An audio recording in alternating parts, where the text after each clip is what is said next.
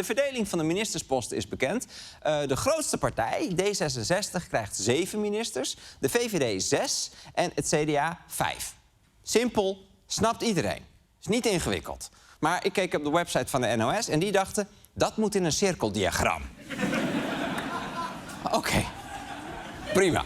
Formateur Jette die was heel blij met de uitkomst. Ik ben heel blij dat we daar zien dat eigenlijk alle 3 de partijen... een aantal onderwerpen kunnen beetpakken die ook echt typisch bij die partijen passen. Ja, de onderwerpen passen bij de partijen. En dat klopt. Want kijk, het CDA gaat over buitenlandse zaken, binnenlandse zaken en economische zaken.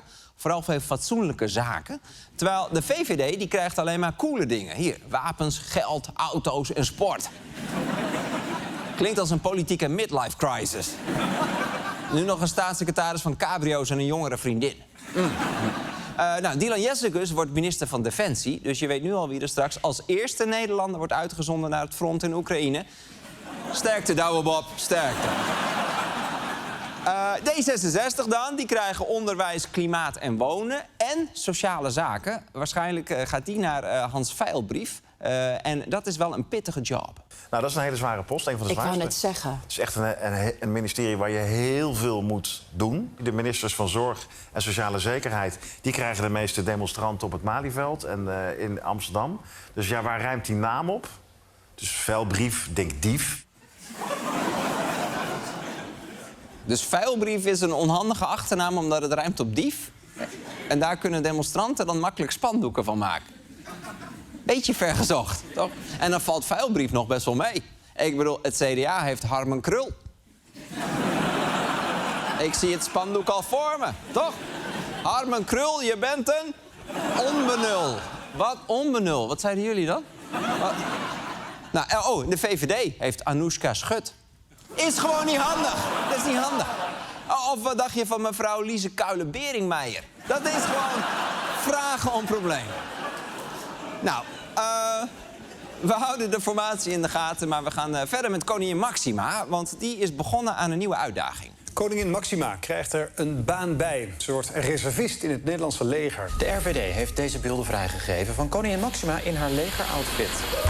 Ze is deze week begonnen aan haar opleiding als reservist in het leger. Ja, Maxima wordt reservist. Dat is best wel vet, toch? Maar wat doen reservisten eigenlijk? Wat die doen, als het echt penibel wordt... Nou, dan kunnen ze bijvoorbeeld ondersteunen in de bescherming van kritieke infrastructuur en dat soort zaken. Ja, dat klinkt leuk, maar afgaand op het verleden denk ik ook... als het in Nederland echt penibel wordt... dan moet je misschien niet te veel rekenen op de koningin.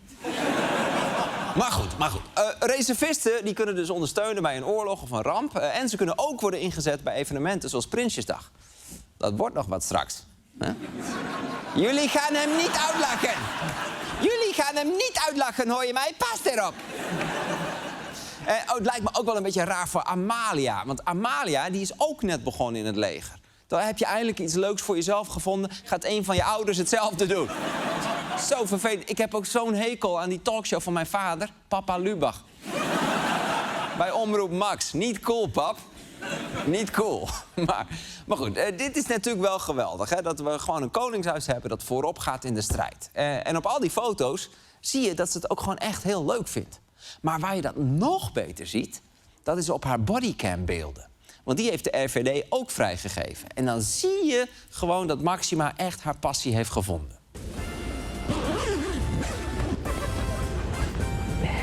Goedemorgen, wereld.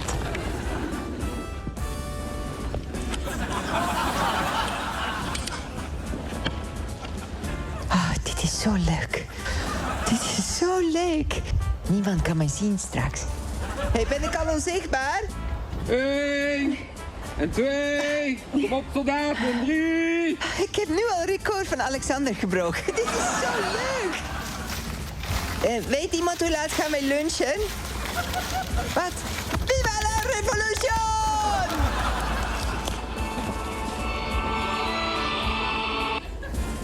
Hallo? Max, met mij. Waar staat de mayo? Alex, ik ben de oorlog aan het winnen. Even zien. Ik kan heel goed lintje knippen. Daar gaat hij. Nee, niet rood, niet rood. Wat is er? Max, even serieus. Het is in het landsbelang. Waar is die mayo? commandant. Heeft u terug van 10?